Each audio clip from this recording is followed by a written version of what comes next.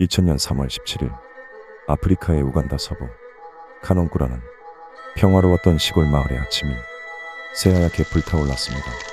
조용하던 언덕 위의 작은 교회에서 발생한 참혹한 화재는 그 순간만큼은 지옥의 한 장면을 연상케 했습니다. 주민들은 검은 연기가 피어오르는 것을 보고 교회로 달려갔지만 터져나오는 비명소리에 허공을 가르는 악취에 공포에 질려 멈춰섰습니다. 도저히 열리지 않는 교회의 문 안에서 목숨을 구하려는 이들의 절규에도 불구하고 단단히 잠겨 있었죠. 그렇게 모든 소리가 사그라들고 마지막으로는 오직 화마만이 교회를 잠식했습니다. 그들은 마지막까지도 자신들이 신의 심판이 아닌 인간의 손에 의해 죽임을 당했다는 사실조차 모른 채 삶을 마감했습니다. 화재가 잦아든 후 참담한 진실이 드러났습니다. 그날 교회 안에서 목숨을 잃은 이들은 모두 10계명 회복운동이라는 컬트 집단의 신도들이었습니다. 이들은 세상의 종말을 믿고 모였으나 자발적인 죽음을 선택한 것은 아니었습니다. 누군가가 교회의 문과 창문을 굳게 닫아버리고 불을 지른 것입니다. 교단 소유의 땅에서도 살해된 신도들의 시신이 잇따라 발견되면서 이 사건은 단순한 집단 자살을 넘어선 것으로 드러났습니다. 이 교단은 조셉 키브티레와 크레도니아 무베린데라는 이들에 의해 설립되었습니다. 키브티레는 미션스쿨 교사였고 크레도니아는 과거 매춘을 하던 여성이었죠. 이들은 1989년 가톨릭 계통의 이단으로 시작해 과격하고 극단적인 교리를 펼치며 신도들을 세뇌했습니다. 예를 들어 내 이웃에 대해 거짓을 말하지 말라는 계명을 근거로 모든 구두 소통을 금지시키고 수화만을 사용하게 했습니다. 특히 교단은 신도들로 하여금 교회 부지에 자리 잡고 공동체 생활을 영위하도록 했습니다.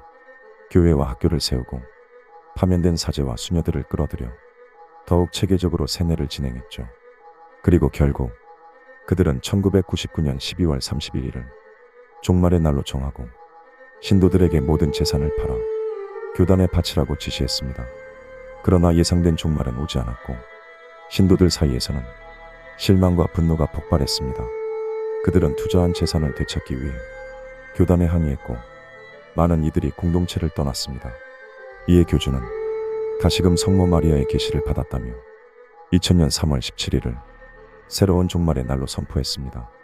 이번에는 모두가 교회에 모여 황소를 도살하고 그 고기를 나눠 먹으며 종말을 기다렸지만 교주와 주요 지도자들은 모습을 드러내지 않았습니다. 해가 뜨자마자 교회는 갑자기 큰 폭발과 함께 불길에 휩싸였고 그 안에 있던 모든 이들은 끔찍한 화재 속에서 목숨을 잃었습니다. 교회에서 살아남은 이는 없었으며 발견된 시신들은 대부분 창문이나 문 앞에서 발견되었고 심각하게 그을려 있었습니다. 주민들은 마을 전체가 연기와 그을음, 악취로 뒤덮여 있다며 그 참혹한 상황을 전했습니다. 이러한 대형 참사 이후 우간다 경찰은 즉각 수사에 착수했습니다. 사건의 성격은 단순한 집단 자살이 아니라 지도부에 의한 계획된 대량 학살로 급격히 바뀌었습니다. 특히 교회 근처에서 발견된 목과 망치로 창문과 문을 판자로 막은 흔적, 외부에서 시작된 화재의 진원지 등이 이를 뒷받침했습니다. 나흘 뒤 카논구로부터 48km 떨어진 교단 소유의 폐가에서 수백 명의 추가 시신이 발견되었습니다. 이 시신들은 목이 졸리거나 찔린 상태로 일부에서는 독약이 검출되기도 했습니다. 우간다 경찰은 이 사건을 집단 자살에서 지도부에 의한 대량 학살로 재분류하고 종교 설립자들을 주요 용의자로 지목했습니다. 하지만 이들은 이미 자취를 감추고 있었고 2014년 말라위에 숨어있다는 정보 외에는 그들의 위치를 특정할 수 없었습니다. 결국 이 사건은 아직도 많은 미스터리를 남기고 있으며 교단 지도자들의 행방뿐만 아니라 정확한 사건 경위도 완전히 규명되지 않은 상태로 남아 있습니다. 이처럼 아프리카에서 발생하는 컬트 사건들은 대부분 극단적이며 종종 국가적인 혼란과 불안 속에서 이루어집니다.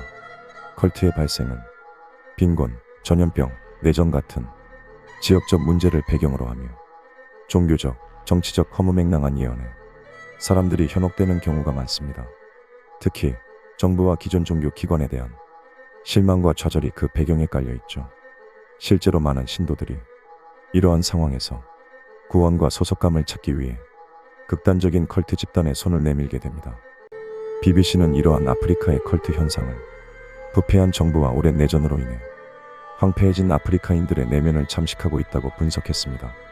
실제로 1990년대 후반 우간다가 겪은 혼란은 10계명 회복운동 신도 수가 6,000명에 달하는 등 컬트의 성장에 큰 영향을 미쳤습니다. 한 신도는 나라가 가난과 폭력, 에이즈로 초토화됐고 손을 내밀어야 할 정부와 종교는 타락했다. 종말 직전과 다를 바 없었다고 회상합니다. 이런 배경 속에서 벌어진 카논쿠의 참사는 단순히 한 컬트 집단의 문제를 넘어 사회적, 정치적 문제의 복합적 결과로 볼 수 있습니다. 특히 이 사건은 우간다뿐만 아니라 전 세계의 컬트의 위험성과 그로 인한 인명피해의 심각성을 일깨워준 중대한 사건으로 기록되고 있습니다. 그러나 범인들의 행방불명과 정확한 사건 경위 미규명 등으로 인해 아직도 많은 미스터리가 남아있으며 이는 앞으로도 계속된 조사와 관심을 요구하고 있습니다. 아프리카의 컬트 사건들은 극단적인 사례일지 모르지만 이는 국가적인 혼란과 사회적 불안 그리고 신앙에 대한 절박함이 어떻게 인간을 극단으로 몰아갈 수 있는지를 보여주는 사례입니다. 이러한 문제를 해결하기 위해서는 단순히 종교적 접근을 넘어서서 교육, 경제적 지원, 건강관리 등 포괄적인 사회적 접근이 필요할 것입니다.